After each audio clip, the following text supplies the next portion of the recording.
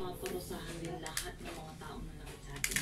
At pag nangyari yun, hindi na kayo... Anong gawa mo? Imposible yan. Makapangyarihan sila. Eh, maging matapang ka nga. Di ba dati lagi yung sinasabi sa akin na lumaban ka? Ayoko, anak. Ang pinakamaigilan, umalis na tayo dito. Mag-aari tayo dito sa malayong lugar. Kalma lang, Nay. Sige lang ito na lang. Pag naging okay lahat, gugora na tayo. Magpapakalayo-layo na tayo dito, okay? Promise yan, ha? Promise, Nay. Gusto ko. Wala na. Nasaan na? Gandang dilag, puso ko yung nakita.